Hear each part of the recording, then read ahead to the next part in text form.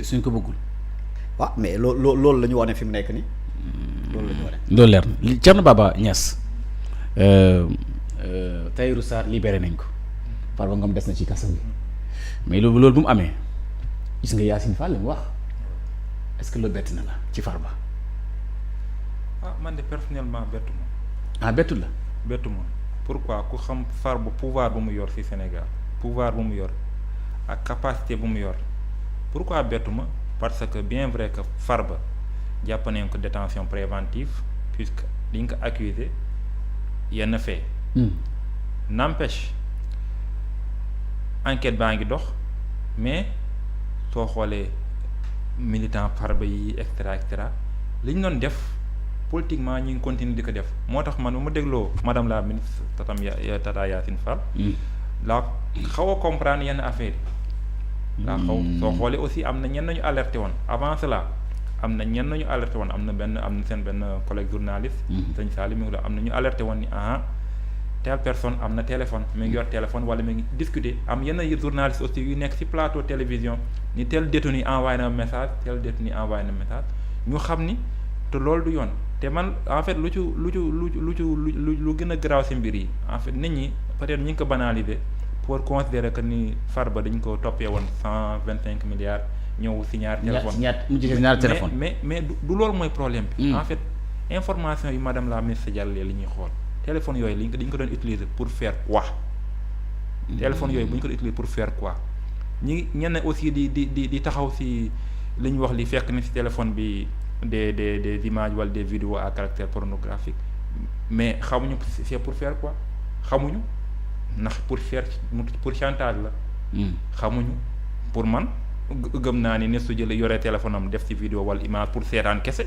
loolu yoonu kenn newu ci. mais le fait que madame la ministre génne information bi man damay jàpp na bopp am na lu tax mu wax loolu. ndax image yi ñu fekk yi ndax dañoo bëgg chantage telle personne ndax dañoo bëgg chantage juge ndax dañoo bëgg chantage ministre ndax dañoo bëgg taqal kenn pour kooku xelam ñaaw extra yooyu yëpp des informations la nit aussi si dañoo ba yor.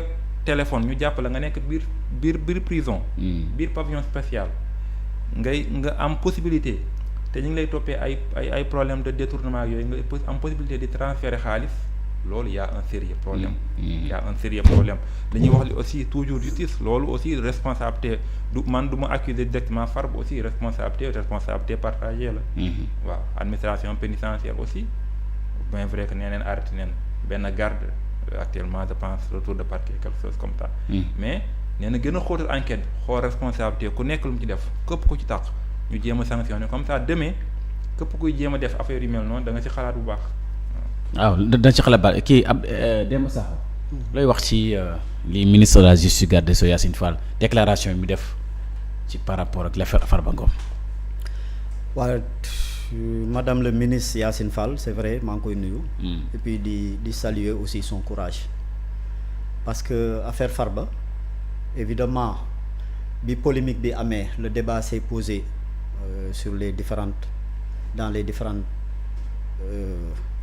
dans les différents plateaux de télévision. nit ñi di wax ne pourquoi ñu bàyyi Tahirou Sarr bàyyi fa Farba alors que dossier bi ñoom ñaar ñëpp. ñoom la concerné waaw c'est un dossier lié maintenant parce que li ñu njëkk a wax mooy dañ fa bàyyi complice bi génnee ki nga xam ne moom mooy auteur principal bi. waaw parce que c'est ce débat là qui était posé. waaw moom de moo taxawoon. waaw mais elle en tant que ministre de la justice. elle a le devoir d'informer les Sénégalais parce que aussi c'est une mandataire. du peuple sénégalais xam nga un homme politique. dès lors nga engagé wu ne tu es un homme politique suñ la joxee ay responsabilités politiques tu as besoin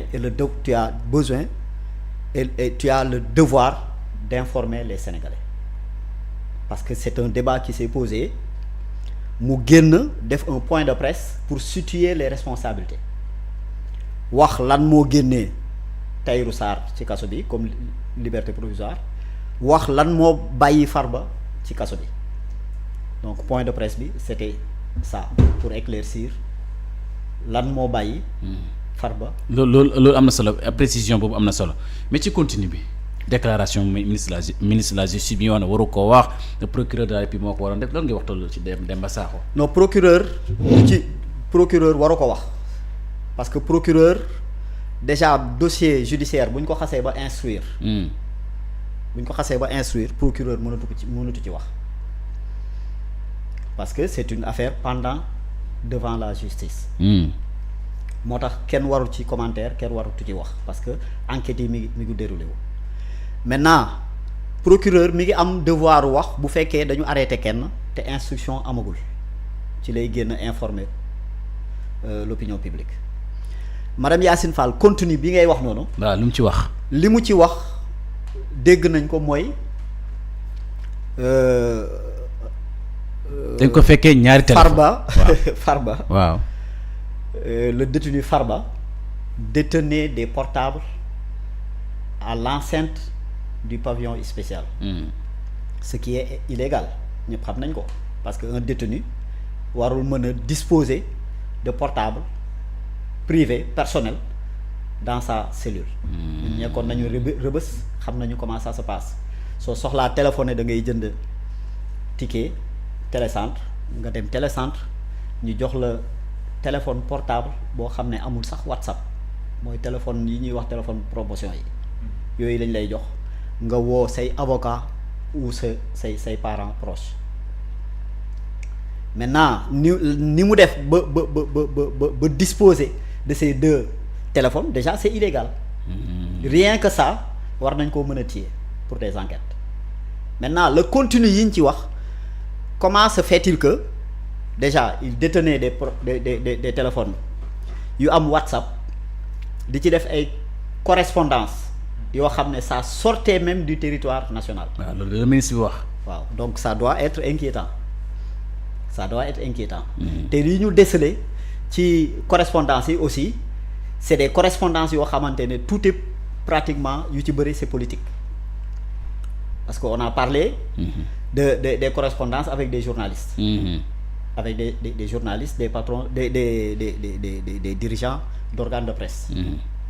Des patrons de presse, oui. Des patrons de presse, des directeurs de publication. Des hommes de médias de manière générale. Des avocats. Des avocats. Avocats, on peut comprendre. Bien que c'est illégal. C'est illégal. C'est illégal, le fait que nga téye téléphone. waaw ci prison bi. ci prison bi te kenn joxu la ko. waaw c'est illégal mais woo na ci ay avocats même de la responsabilité des avocats. ñoom ci seen bopp nga xamante ne c'est des conseils juridiques ils devaient conseiller leurs clients à ne pas utiliser ces téléphones portables di leen ci woo parce que ñoom même ñoom ils ont failli à leur mission et à leur responsabilité tu as vu loolu aussi c'est une faute très grave et très grave de la part des avocats parce que un avocat sérieux un client qui t'appelle depuis de sa cellule avec un portable boo xamante ne xam nga ne waru koo yor su la ci woowee war nga ko conseiller ne ko portable bi na ko delloo. te nga ne conseil juridique am. waaw te nga nekk conseil juridique am. waaw oui pour yokk ci loolu. soo xoolee. madame la ministre information mu joxe dafa joxe information si par exemple su waxee. le détenu Farba. waaw partagé na benn PV d'audition. PV d'audition waaw PV d'audition bu confidentiel PV d'audition bu confidentiel bu kan la est-ce que PV d'audition boobu du ñoo xam ne ñoom ñoo bokk même dossier est-ce que du pour harmoniser ay position pour par exemple xam nga enquête du nekk même jour man suñ ma auditionné ma wax lii su ma jotee PV man suba soo may auditionné je vais répéter la même chose. mun na induire en erreur d'ailleurs même le juge peut-être. c'est des interrogations qu'on se pose. Est-ce que loolu taxul. est-ce que ñu libéré. loro leen waaw loolu tamit. en fait madame la ministre dafa joxe information mais malheureusement nit ñi dañoo taxaw ci ay banalités. mais pour man l'affaire est très grave. L'affaire est très grave et mérite vraiment des enquêtes très sérieuses. maanaam PV confidentiel yi muy wax na lu tax Farba di ko am bu fekkente ne ça concerne peut-être Tahirou Sarr pour est-ce que du préparer sa défense bu jàkkaarloo juge d'instruction bi ndax juge d'instruction dafa boole ñoom ñaar ñëpp dal di leen libérer. waaw loolu la justement parce que loolu juge bi ci boppam moom moo war a statuer sur ça gis nga actes yooyu le juge d'instruction doit apprécier ces actes et statuer sur ça s'il doit prendre des sanctions mu jël ay sanctions parce que juge bi xam na ne loolu li xew noonu yëpp c'est un délit c'est des infractions. ci les ay infractions la ay infractions ñoom koy xam naa lii ministre bi génn nii est-ce que ñoom il était au courant que il y avait la fouille ci décembre bi 2024. waaw xam nga d'ailleurs. loolu c'est sous la responsabilité. de 25 autant de moi waaw. c'est sous la responsabilité du ministre d'ailleurs sax looloo tax ministre bi génn communiquer sur ça parce que c'est sous sa responsabilité. Parce que c'est le ministre a le pouvoir d'ordonner à la direction pénitentiaire de faire des fouilles ndax moom moo leen yilif comme moom moo leen yilif sañ na leen digal ne leen dem leen defal ma ay fouilles ci cellules yi. ñu def fouille ci cellules yi. ñu def cellule. ok fouille ci cellule bon foofu ministre bi mooy joxe ordre. mooy joxe ordre donc loolu moo tax mu génn pour communiquer sur ça. ci mu wax. mais génnul pour communiquer sur le dossier. mais Farba bu demee ba am ñaari téléphone est-ce que téléphone yi ñoo ñëwal seen bopp comment ça se passe pour circuit boobu mën a réussir te nit ñi xamuñ ko. waaw non loolu tout le monde le sait parce que ñëpp war nañu xam ne un détenu amul droit yor téléphone déjà un détenu colis yi muy yor rek yi ñu koy indil moom c'est vérifié par la direction de l'administration. waaw. colis bu muy recevoir rek buy jógee de l'extérieur c'est vérifié par la direction pénitentiaire donc am na loo xam ne su fekkee egsi na ci moom c'est aussi de la responsabilité de l'administration pénitentiaire foofu lañ koy situer. waaw léegi le fait que mu téye ñaari téléphone yi yor téléphone ay benn durée bu déterminé loolu c'est illégal mais contenu yi dem nañ ba gën a saytu contenu yi lu na wax ak yooyu yëpp mais loolu tamit ah. non contenu bi moom li ma ci mën a commentaire. waaw mooy correspondance yi ñu wax ne mu ngi ci doon def maintenant ces histoires de PV gis nañ ko ci bi yooyu yëpp. il faut mu am une preuve matérielle pour nga mën ci wax. d'accord mais correspondance yi moom c'est clair que téléphone moom ku ko yor c'est pour communiquer. donc correspondance yi moom ñi fi wax ne ñooñu la doon communiquer de l'extérieur et de l'intérieur du pays et de l'extérieur du pays ça doit ñun ci suñu bopp nous inquiéter parce que Farba est un homme politique et il y a des infractions yoo xamante ne en général yooyu la ñuy toppee les hommes politiques mooy trouble à l'ordre public, atteinte à la sûreté de l'État, actes et manœuvres à compromettre la sécurité publique. ñetti infraction yoo xam ne ñi ngi fa yoo xam ne en général yooyu la ñuy toppee les hommes politiques. les hommes politiques beneen bi ma lay laaj mooy ba léegi procureur àddoogu ci ndax xëy na peut-être malaani kiraay la moo ko sauvé. Est-ce que yaakaar nga gars yi dañu demaat ci beneen procédure pour lever la l'immunité parlementaire de Farba Ngom. waaw c'est ce qui est normal.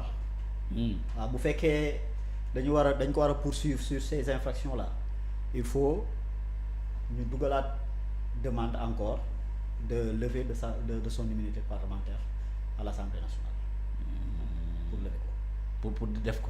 waaw pour lever ko. bu fekkee dañ ko war a poursuivre.